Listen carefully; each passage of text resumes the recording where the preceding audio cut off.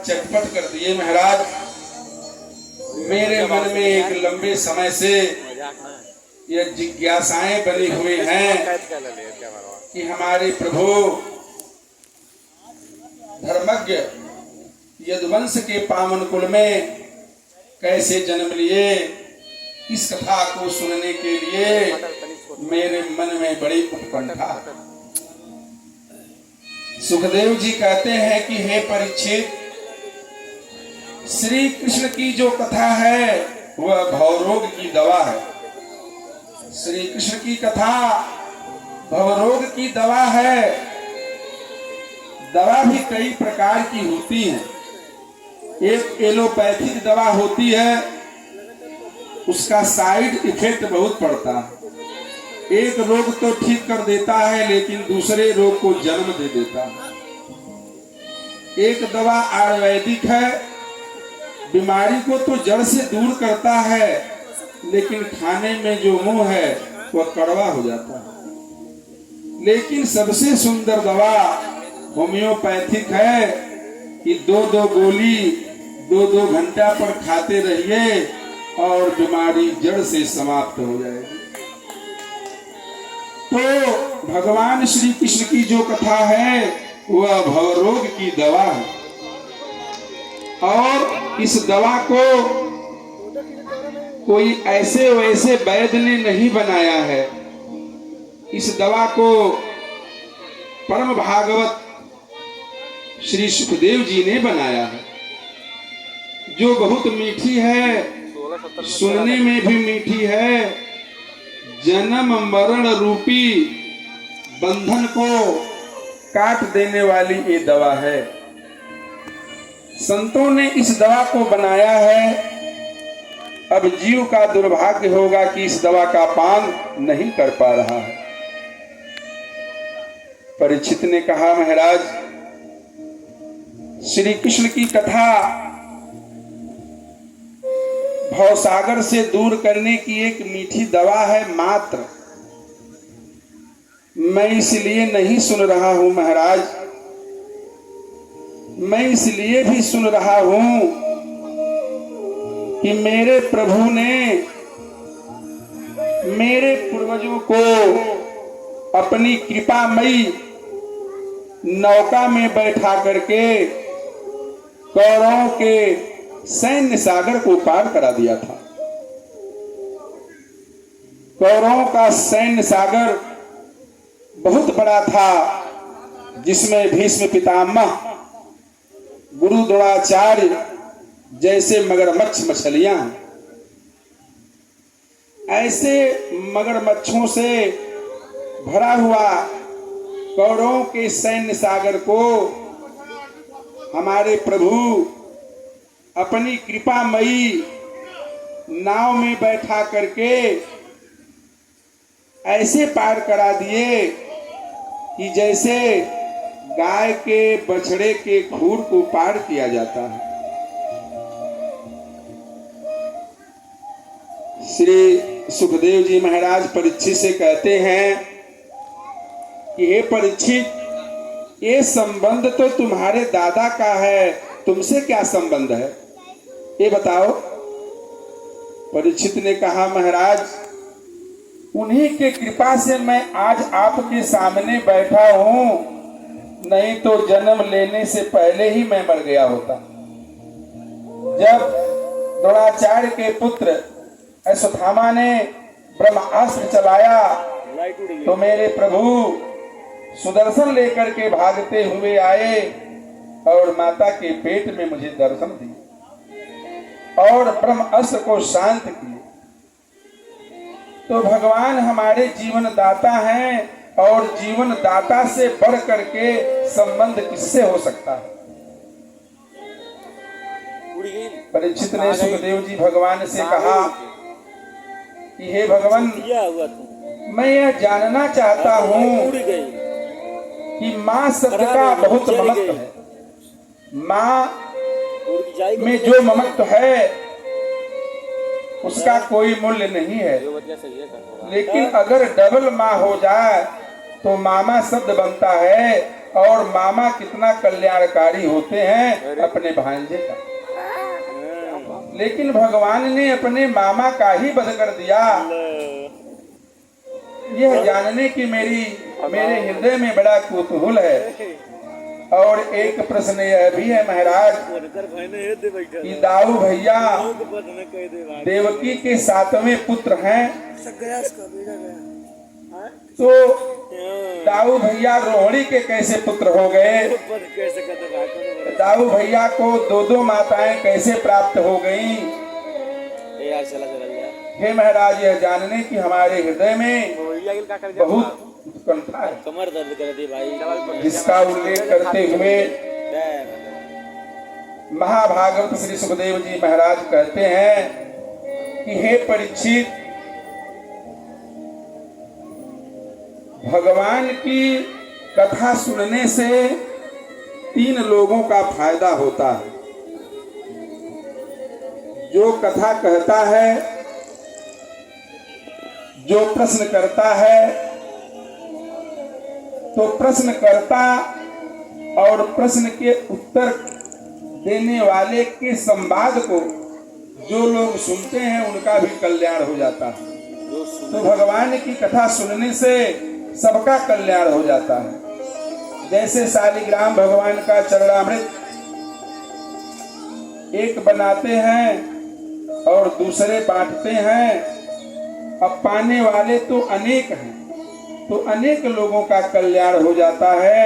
इसलिए हे परीक्षित, जो यह तुम्हारा प्रश्न मेरे सामने है, इससे जन का कल्याण होगा, संसार का कल्याण होगा। अब सुखदेव जी महाराज परीक्षित के प्रश्नों का उत्तर देते हुए कहते हैं कि हे परीक्षित, कंस और जरासंध के अत्याचार से पृथ्वी कांप गई थी।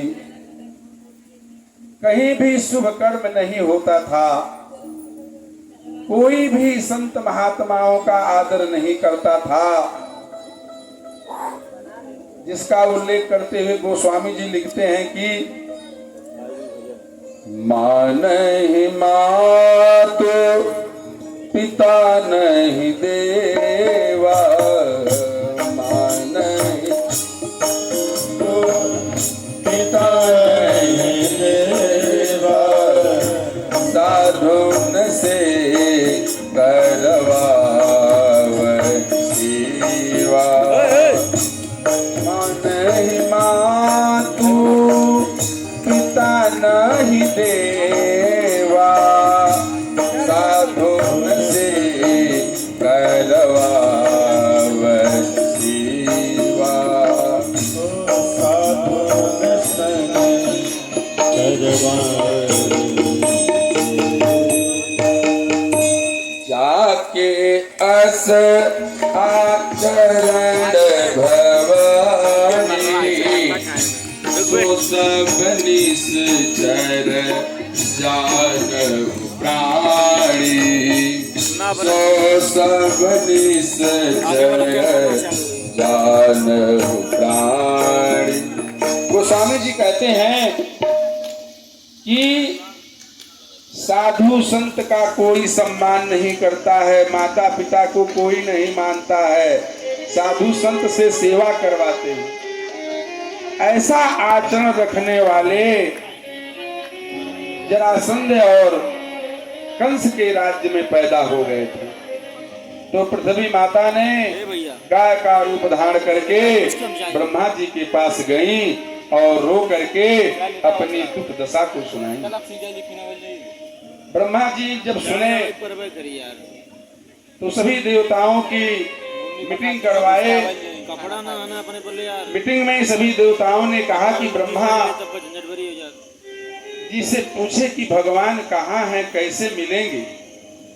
तो किसी ने कहा क्षीर सागर में होंगे, तो किसी ने कहा वैकुंठ में होंगे। शंकर जी ने कहा कि हे देवी, मैं भी उसी समाज में बैठा था। तासु समाज उमामय रहु, तासु समाज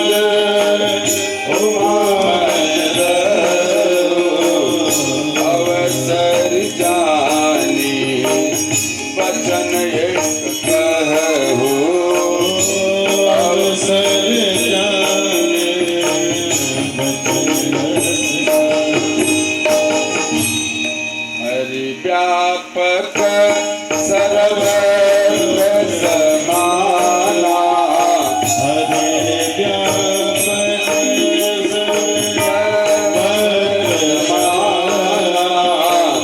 प्रेम मैं जाना ओ प्रेम से प्रकट होई सभी गौ माता का रूप धारण करके ब्रह्मा जी के पास गई। ब्रह्मा जी ने सारे देवताओं का मीटिंग बुलाया और भगवान कहाँ हैं, कैसे हैं, विचार करने लगे। शंकर जी ने पार्वती जी से कहा कि हे पार्वती जी, मैं भी उसी समाज में बैठा था। तो जब सभी लोग बता करके थक गए तो मैंने कहा कि भगवान तो कण कण में विद्यमान हैं, जहां भी उनका स्मरण किया जाए भगवान प्रकट होकर के दर्शन दे देते हैं। तो सभी देवताओं ने भगवान का स्मरण करना शुरू कर दिया। आकाशवाणी हो गई, दर्पहु जनि तुम दर्पहु जनि मुनि सिद्ध सुरेशा दर्पहु सिद्ध सुरेशा तुम ही लाग नर भेसा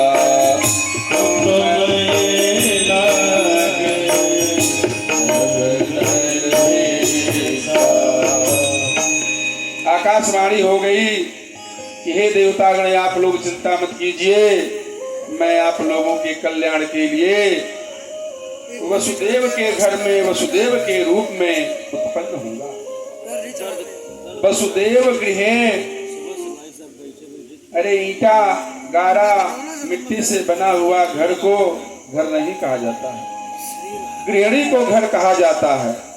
वसुदेव पत्निया गृहे, वसुदेव के पत्नी के गर्भ से भगवान अवतरित होने की घोषणा कर दी और सभी देवी देवता प्रसन्न हो गए और सभी लोग मथुरा की तरफ अपने शक्तियों के साथ पहुंचने लगे। मथुरा पवित्र पावन पुरी है, जहां हमारे प्रभु का प्राकट्य स्थल है। और मथुरा के राजा थे उग्रसेन, और उग्रसेन के पास एक लड़का था जिसका नाम था कंस। कसीहियात यह कंसः, कंस शब्द का अर्थ है कि जिसकी प्रवृत्ति केवल हिंसा में हो उसे कंस कहते हैं। मार काट लड़ाई झगड़ा करने वाले व्यक्ति को ही कंस कहते हैं। तो उसका उग्रसेन जी का जो बेटा था कंस, वह बड़ा ही आतताई था, बड़ा क्रोधी था और बड़ा निर्दयी था। एक दिन उसने क्या किया कि अपने पिता उग्रसेन को गद्दी पर से उतार करके जेल में डाल दिया और स्वयं अपने राज सिंहासन पर बैठ करके राज्य करने लगा। तो प्रजा में यह खराब संदेश चला गया कि राजा कंस जो है वह बड़ा आतताई है, बड़ा निर्दयी है और बड़ा दुष्ट है।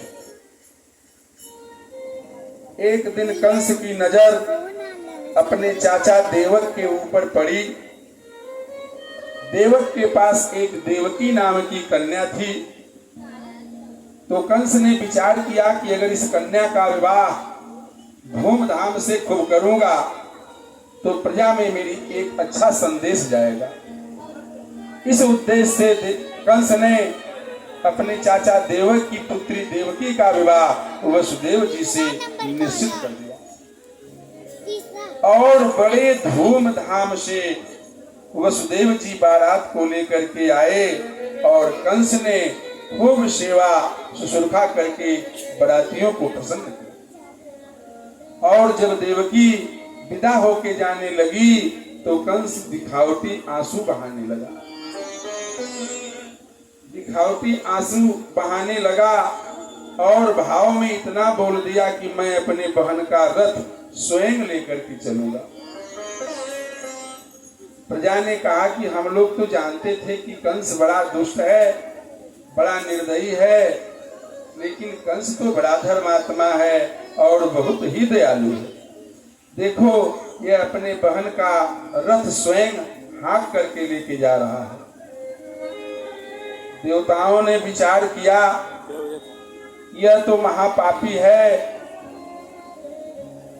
और इसने अपने जीवन में कोई शुभ कर्म नहीं किया है और यह प्रजा का झूठा आश्वासन को प्राप्त कर रहा है, प्रजा की झूठी प्रशंसा को प्राप्त कर रहा है।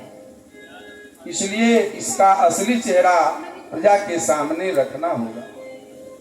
इस उद्देश्य से देवताओं ने आकाशवाणी कर दिया कि हे कंस, जिस देवकी को तुम इतना स्नेह से उसके घर पे पहुंचाने